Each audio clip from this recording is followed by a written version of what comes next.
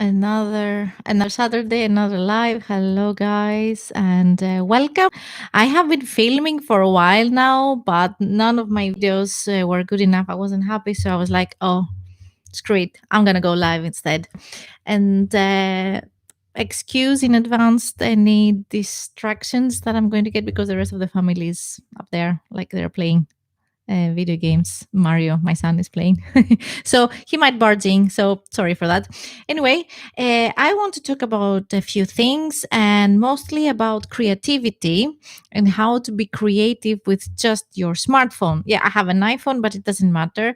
There is one app that it's only available on on the iPhone, and that's iMovie. But I'm going to give you the four apps that I have been using lately that I'm using constantly for all my creative processes, whether that's an image, picture, like thumbnail for YouTube, and editor. So I have so many apps downloaded, but I see that I'm using mostly Canva, iMovie on the phone, Pixlr, if I'm pronounce it correctly, and lately one that is called the Thumbnail Maker. But I have to say, from all those things, Canva is like my number one. And if you are low in budget, if you want to start being in the creative world, if you want to create content, graphics, video, and you need like a program, a software, let's say Photoshop, but you can afford Photoshop or any of the Adobe programs, which are amazing, fantastic, but of course expensive, I say give Canva a shot. I'm not affiliated, it's not sponsored or anything, but it is very user friendly and it has a great database of images and pictures and elements and fonts that you can create many things. I'm actually using the majority of my thumbnails. I use what the majority, like all of my thumbnails, I'm doing it on Canva, and I'm just going to give you shortly a list of the things that you can do in Canva. And again, this is not sponsored. I'm just using it so much. I love it. You can create an Instagram post, an Instagram story, a logo, a Facebook post, a flyer, a poster, invitation, photo collage, business card. What is it? Invitation portrait, A4 document. Oh, it gives you like the dimensions of everything that you can make. What else? A Twitter post, a Pinterest pin, if you are a blogger, Pinterest is actually a very good way to promote your blog and create nice Pinterest pins that you can link it back to your blog. It works. I have done it and it works. YouTube channel art, the channel art that I have on my channel, I made it on Canva, as everything else. Facebook event cover, Facebook cover, and I mean, everything. The list goes on. So I highly recommend it. If you're low on budget, just go to Canva. Now, iMovie, I have talked about it many times here on this channel. Um, it has been like the number one, like the only video editor that I have been using for all of my videos here on YouTube before I purchased the Filmora 9. A lot of, I don't know if the majority, but many of the videos here on this YouTube channel, especially the older ones, they are made with a phone. I film it and I edit everything on iMovie, and then I upload it everything from my phone, everything. Uh, so if you are not into the special effects world, if you're doing a vlogs and you just need to cut frames, like split frames, put some text, like some titles, you can even do image on image. If you have like a video and you have another mini video, if you want, even you can do that on iMovie. And if you're low on budget, that is the way to go. I highly recommend it. There is no excuses for you to not start doing it. And Pixlr, the next app now, Pixlr is my go-to app when I want to do some image manipulation, or if I want to fix the colors of a picture to share it on Instagram or somewhere else.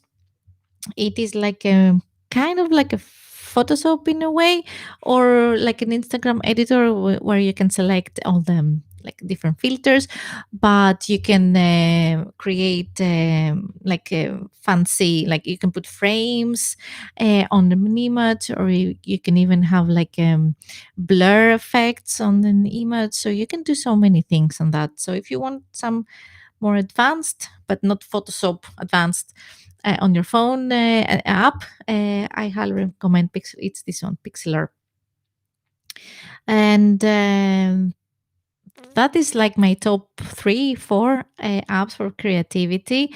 So if you want to start creating content, there's really no excuse for you not to start. It's just a matter of downloading those apps that are completely free.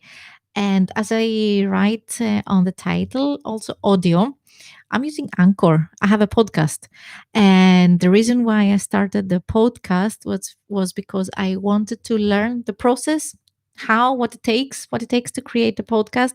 And I was doing a research of like, where do you host your podcast? There are many services out there. But again, I don't want to sound like an advertisement, but Anchor was like the easy choice for me because it's completely free. They have a different business model that doesn't require you to purchase a monthly subscription, like for using the host of the podcast service, or extra features. It is everything's completely free. You can upload an audio file there on Anchor, or you can record it directly from your phone just by doing this. Like, really, you can pretend not pretend, you can just record something as if you are talking on the phone, and the quality is amazing. And you can write the title of the podcast and the description, and it with a click of one button, it distributes it to like Apple the podcast, Spotify, Google Podcast, Overcast, and so many and many more. I don't even remember all of them, but they're like automatically spreads your podcast to all those different platforms. And it's completely free. And their business model is that, correct me if I'm wrong, if there's anyone watching and you know more about Anchor than I do, please let me know in the comments and say hi also, and tell me where you are watching from. Um, so the business model that they have is like this: we, the content creators, are free to create the podcast and build our audience, and have more and more listeners over time.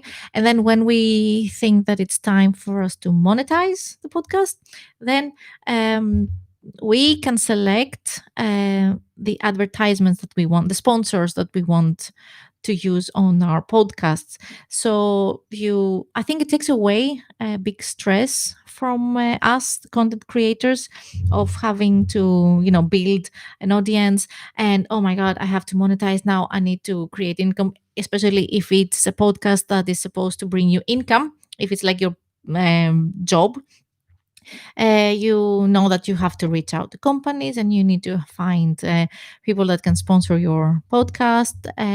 But in Anchor, you can select, they have like a bank, let's call it like a bank, a database of companies that are willing to, free for you to choose to use them as advertisements. So it's up to you. I mean, it gives the power to us, the content creators, and whenever you feel ready, you pick up something that is suitable, that it fits your audience, appropriate to your audience, that it's what was the word that I want to say? Yeah, find the right advertisement that is most appropriate, suitable for your audience. And I think that is a great business model, because sometimes, let's say in big successful podcast, you might you be lucky enough to be contacted by big companies that they want to sponsor you, but it might not be a great fit to your podcast audience. However, but maybe then again you think, oh, but I need the money, so you're willing to compromise, maybe, I suppose.